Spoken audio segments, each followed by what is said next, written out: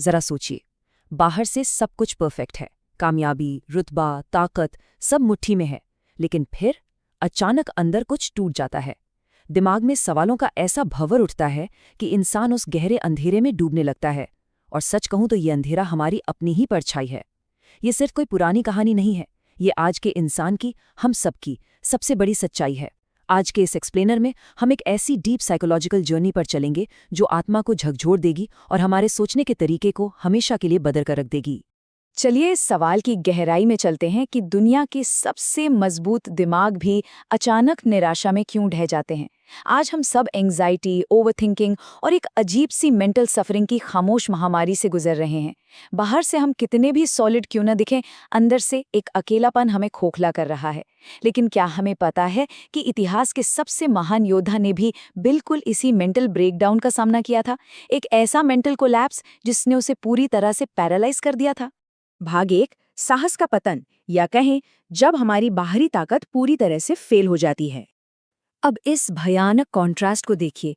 एक तरफ है बाहरी अजेयता, धनंजय जिसने अपार धन जीता है, जिसके पास दुनिया का सबसे पावरफुल हथियार अजेय गांडीव है। और दूसरी तरफ एक भयानक इंटरनल ब्रेकडाउन, कुरुक्षेत्र के ठीक बीचों बीच दुनिया के सबसे खतरनाक हथियारों से लैस उस लेजेंडरी वॉरियर का अचानक रो पड़ना, अपने हथियार डाल देना। सच कहूं तो ये आज के हमारे नर्वस ब्रेकडाउन का सबसे सटीक साइकोलॉजिकल मिरर है। हमारी बाहरी सक्सेस अक्सर हमारी गहरी एंग्जाइटी और हमारे टूटते हुए माइंडसेट को एक मुखौटे की तरह ढक लेती है।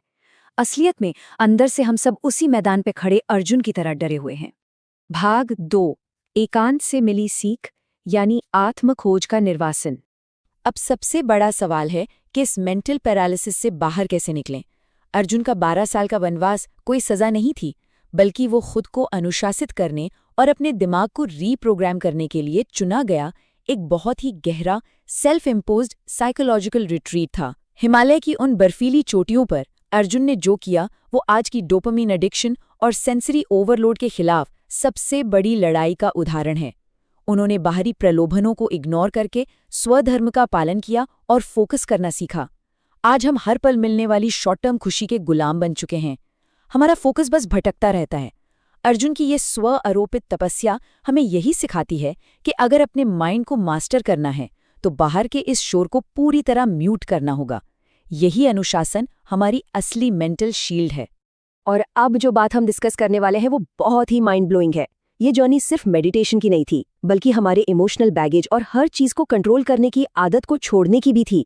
मणिपुर की राजकुमारी चित्रांगदा के साथ अर्जुन के रिश्ते को ही देख लीजिए। उन्होंने एक शर्त मानी कि उनका बच्चा मणिपुर का वारिस होगा और अर्जुन उस पर कोई अधिकार या कंट्रोल नहीं जताएंगे। ये आज के हमारे टॉक्सिक रिश्तों और हर सिचुएशन को कंट्रोल करने की हमारी जुनूनी आदत का एकदम परफेक्ट जवाब है। ये हमें बताता है कि सच्चा धर्म किसी को पॉजेस करने में नहीं, बल्कि बिना किसी मोह या कंट्रोल के अपनी जिम्मेदारी निभाने में है। फिर आती है नागराजकुमारी उलूपी की विजडम, जिसने अर्जुन को एक भयानक श्राप से उभारा। उलूपी का ज्ञान आज के हमारे अकेलेपन और इमोशनल सफरिंग का सबसे सॉलिड इलाज है। जब दर्द बर्दाश्त के बाहर हो जाए तो वहीं बैठकर कोलैप्स होने के बजाय एक्शन लीजिए। उलूपी ने सिर्फ दर्द को सहा नहीं, उसने उस दर्द के पार जाकर हीलिंग और सुलह का रास्ता चुना। क्राइसिस के वक्त हमें टूटकर बिखरना नहीं है। निराशा में डूबने के बजाय हमें एक्टिवली रिकॉन्सिलिएशन और समाधान खोजना होगा। यही हमारे मेंटल ट्रॉमा को खत्म करने का सबसे इफेक्टिव तरीका है। भाग 3, ईश्वरीय हस्तक्षेप और अहंकार का टूटना। लेकिन असली लड़ाई तो अभी बाकी थी, वो लड़ाई जो हमारे दिमाग के सबसे गहरे अंधेरे में लड़ी जाती है। जब इंसान के सारे रास्ते ब्लॉक हो जाते हैं तब उसे एक अल्टीमेट ट्रूथ की जरूरत होती है। कर्मण्येवादी का रास्ते माँ फलेषु कदाचन। कृष्ण ने कुरुक्षेत्र में कोई मैजिक ट्रिक नहीं की, बल्कि धर्म और कर्म के रूप में सबसे पावरफुल साइकोलॉजिकल टूल्स दिए। आज हम हर वक्त रिजल्ट्स के बारे में सोचकर ओवरथिंकिंग और एंग्जाइटी का शिकार होते हैं। कर्म का सिद्धांत एकदम क्लियर है कि हमारा काम सिर्फ एक्शन पर फोकस करना है, उसके आउटकम पर नहीं।